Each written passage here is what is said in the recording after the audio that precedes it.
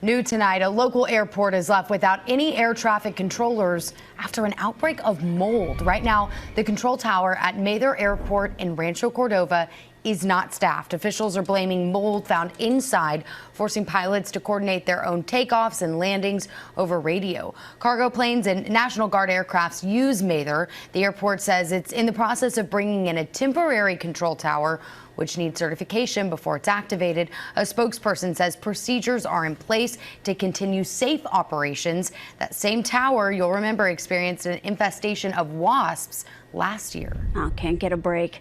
Lenny's here with the story, and I understand she also took these complaints to code enforcement.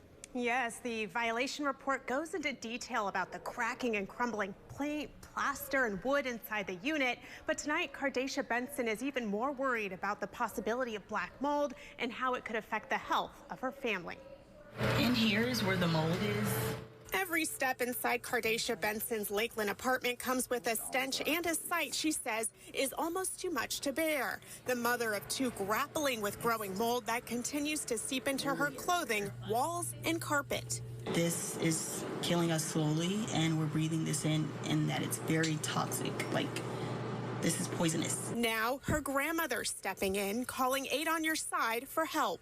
I'm terrified over this. The boys are so young that they have to go through and breathe this stuff. I have two kids disabled. I have an autistic child, and I have another child that's he suffers seizures really bad. Cardacia says her calls to the management company have been mishandled, so she took her complaints to code enforcement. The first violation notice to the Wilmington apartments back in August reports a black growth-like substance on the interior walls. Then, within the last month, code enforcement citing Wilmington apartments once again. This notice also reporting a black-like substance on the interior wall, surfaces, and door. I went to the Wilmington apartment leasing office during their business hours today, but the office was closed. In the meantime, Cardacia sounding the alarm about her situation, worried her living condition will continue to persist. I thought this would have been a fresh start for me and my kids, but it's been horrible. And of course, we'll continue to follow up with the apartment complex and code enforcement to learn more about this situation and next steps in the process. In the newsroom, Lenny Supal, 8 on your side. A tenant renting a house in Julington Creek noticed that there was a little bit of mold building up in the house, so when she got an expert out there, they quickly learned that there was even more hiding beneath the surface. It was the one in my closet over my clothing. That was the worst vent that had spores like all over it. A tenant renting a Julington Creek home who doesn't want to be identified says it was more than 2 years ago she noticed the black stuff building on her closet vent. She started logging the dozens of messages sent to her landlord, Progress Residential, asking for someone to come address the issue, with many of the emails dating back to last summer. Right over here on the first part, we have a hole in the roof. Tired of waiting, she called mold specialist Mark Mongan to do an analysis. That test showed the house was not safe for people to live in. When you see stains like this on the front side of drywall and popcorn, usually it's 10 times worse on the back. The tenant used the test to tell her landlord she was going to withhold rent until it was fixed. I already knew that it was bad, especially when they pulled the HVAC out and I got, real insight to what it really looked like on the inside of that machine. Now seeing that it's all over the house is just really kind of shocking. Months later, she says Progress Residential sent out a company to assess and ultimately replace the HVAC system. However, Mongan's follow-up test from last week showed the home still wasn't safe for occupancy, with 4 types of mold showing up. The vent structure is what's contaminated. Mongan's tips for renters: ask landlords to power wash and caulk once a year. Unless you keep that envelope sealed, you're going to have moisture and rodents and insects coming in. A media representative for Progress Residential told me they've received my request and need more time to review the situation before they comment on it. The tenant says she has gotten a lawyer involved and is searching for a new place to move her family to. However, she says Progress is charging her more than $10,000 for the rent she refused to pay, late fees, and legal fees. At this point, she just wants out, if not only for her, then for her 2 children. That's the hardest part about it, is trying to make the right decision for your kids.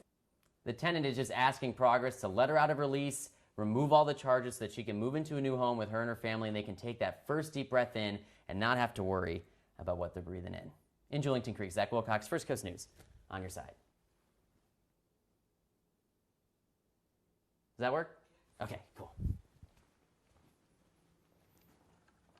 RTV6 is working for you tonight. Take a look at what one Greenwood mom found in her apartment. Mold on the baseboards, on the pipes, throughout her home. She says her pleas for help fell on deaf ears for weeks, including how it was affecting her teenage son's health. That's when she called us. RTV6's Derek Thomas has her story. The apartment resident first reported the mold on August 7th. She first found it inside this closet. Since that time, her life has been a nightmare.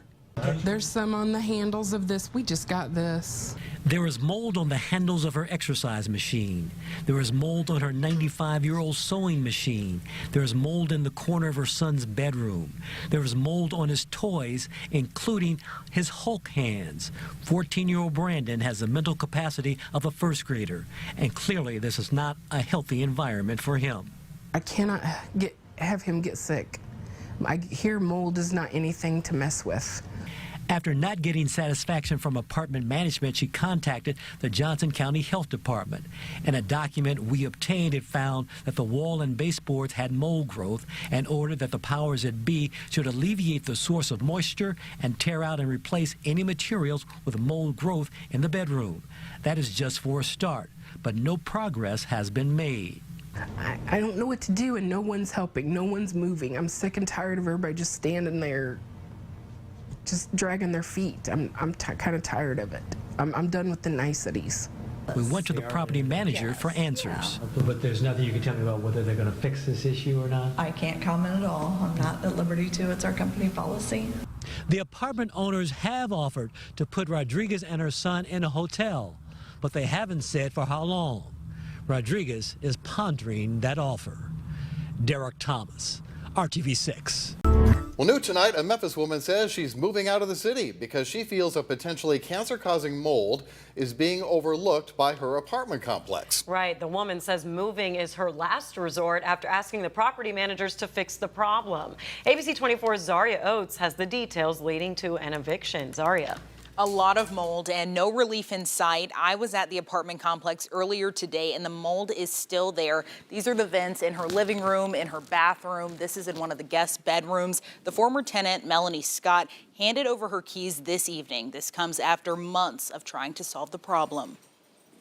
Melanie Scott says she first reported mold in her apartment back in August of 2023. This is horrible. Followed by calling the emergency maintenance line as needed, but she says nothing was done. After that, I had gotten sick, which was the reason why I got the mold sample done. She told me about her hair falling out and some other issues. I came back and took a look and I was concerned. It was visible mold when you see black areas in the air condition.